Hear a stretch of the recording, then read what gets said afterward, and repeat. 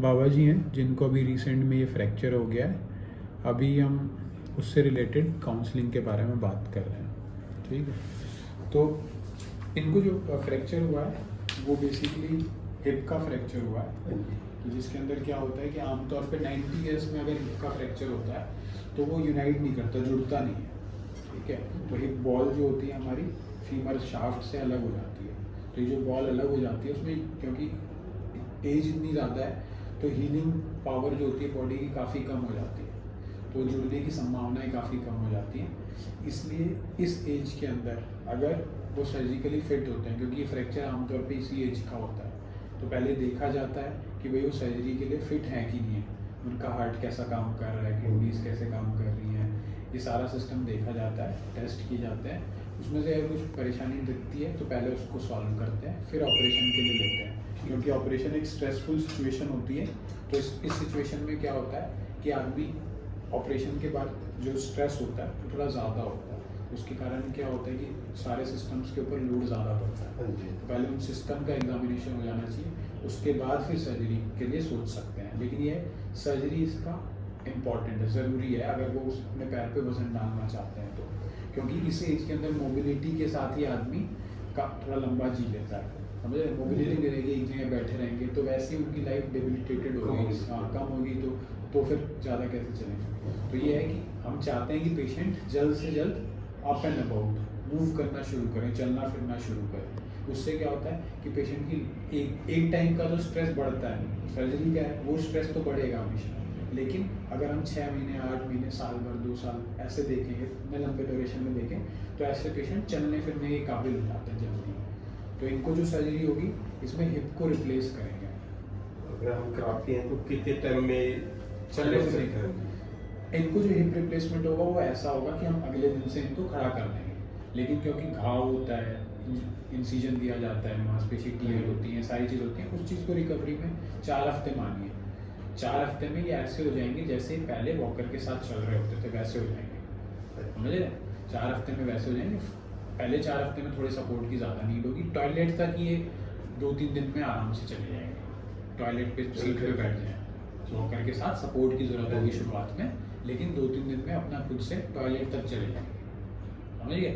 बाकी बैठने के काबिल अभी बैठ रहे हैं तो इनको कोई मुश्किल होनी नहीं चाहिए सर्जरी के बाद भी। बैठे हुए जैसे कोई लेटे हुए कोई तूफानी नहीं है, थोड़ा दर्द तो बताते हैं, हाँ, लेकिन ठीक है, वो सारी चीज़ें तो समझने वाली। लेकिन क्या है, हमारा जो बॉडी का ढांचा है वो ऐसे ही काम करता है कि भाई इस बोन के नीचे ये वाली बोन है, उसके नीचे ये वाली बोन है, तो यहाँ से अगर कोई वेट ट्रांसमिट होगा या मैं वेट उठाऊंगा तो पहले वो यहाँ जाएगा, यहाँ जाएगा, यहाँ जाएगा। जो भी चीज़ टूटी होगी, कोई भी चीज़ टूटी हो वो वेट ट्रांसमिट नहीं हो पाएगा, तो इसी वजह से वो चल नहीं पा रहे हैं। पैर में एक चीज़ टूटी हुई है लेकिन जो पैर रखेंगे तो फोर्स ही ट्रांसमिट नहीं होगी, समझे। तो प्रॉब्लम यही है सारी, ठीक है। सर्जरी करानी चाहिए, सर्जरी यही सॉल्यूशन है।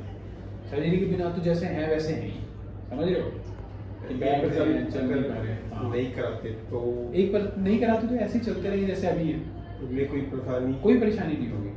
कोई ऐसा नहीं कुछ कॉम्प्लिकेशन हो जाएगा, कुछ मवाद हो जाएगा, कुछ हड्डी खराब हो जाएगी, ऐसा कुछ नहीं, समझ गए। ऑपरेशन सिर्फ मोबिलिटी के लिए, मूवमेंट के लिए, ठीक है, और मोबिलिटी इज लाइफ है।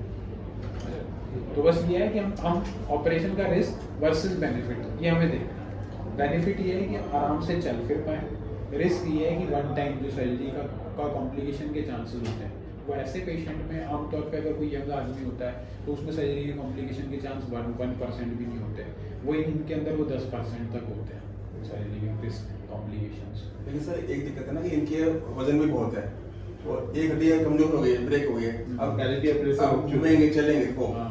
उन्हें बता देंगे तो उन्हें एक्सेस होगा। अभी जब तक नहीं बताया उनके लिए इजी है, जिन्हें बताएगा अभी कोई हड्डी टूट गई है तो स्ट्रेस में आ जाएंगे, बताया नहीं उनको तो नहीं, वो देखो आपको कैसे डील करना है वो आपका है। हाँ। अगर आपको ऐसा लग रहा है कि सर्जरी नहीं करानी ऐसे चलते हैं तो ऐसा कुछ आम नहीं है। तो सर उसमें ये दिक्कत है ना, ये हड्डी टूटी है, हाँ। अगर ये चलेंगे इनको तो पता नहीं कि इनको टूटी है, हाँ। तो वो उसमें ख्याल भी नहीं रखेंगे उस चीज का, हाँ। तो वो हड्डी दूसरे गुले में इफेक्ट नहीं आएगा सर। अभी वेट नहीं रख पाएंगे वो, तो क्या होगा, हाथ पे वेट लेंगे और एक पैर पे वेट नहीं ले। हाँ, तो एक पैर पे वेट लेंगे। अगर चल खड़े होने की कोशिश भी करते हैं तो एक पैर पे वेट लेंगे, ठीक है। तो एक पैर पे अगर पूरे इतने भारी वेट अगर एक ही पैर पे आएगा तो डेफिनेटली उस पैर के लिए रिस्क है ज़्यादा। तो सर एक बार हॉस्पिटल तो ले आए हम सर। हॉस्पिटल तो लेके वर्कअप कर रहे थे, उनको एडमिट कर, डॉक्टर अमित रंजन के अंदर ही करेंगे। पहले उनका सारे टेस्ट हो जाए अस्पताल में एडमिट करके, फिर एक बार टेस्ट हो जाएंगे तो फिर हम देखेंगे कि भाई क्या रिस्क है और क्या बेनिफिट है। बेनिफिट ज़्यादा है तो ऑपरेट करेंगे, रिस्क ज़्यादा है तो आपको बताएंगे कि भाई रिस्क ज़्यादा है। उससे वैसे शुगर वगैरह तो इनको नहीं है, शुगर नहीं है, हार्ट प्रॉब्लम है, हार्ट प्रॉब्लम है ये इनको। वो दवाई ठीक है। हाँ, हार्ट की प्रॉब्लम इनको है तो पहले इनका ना इको होगा, दिल की जांच होगी, स्ट्रेस इको की भी जरूरत पड़ सकती है। ये सारी चीज़ें हमें बताएंगी कि क्या रिस्क है इनका, ठीक है। दिल में जो इनकी रुकावट तो नहीं है कोई, ठीक है, कोई आर्टरी ब्लॉक तो नहीं हो रही है, ये सारी चीज़ें हमें पता चलेंगी। तो टीवी से हमें इन्हें एडमिट करते हैं तो कितने दिन का भी यहाँ पे स्टे होगा? अगर ऑप्शन करते हैं तो एडमिट कितने दिन स्टे होगा सर? करीबन 5 दिन हफ्ते, हाँ हफ्ते दो हफ्ते भर तो 2-3 दिन तो सर पहले टेस्ट ही होंगे। टेस्ट होंगे पहले, फिर थोड़ा एक बार उनको ऑपरेशन के लिए लेंगे, फिर 2 दिन करीबन ऑपरेशन के बाद। अभी क्या हुआ था, अभी थोड़े बीमार पड़ गए थे पीछे, तो डॉक्टर अमित ने एडमिट किया था।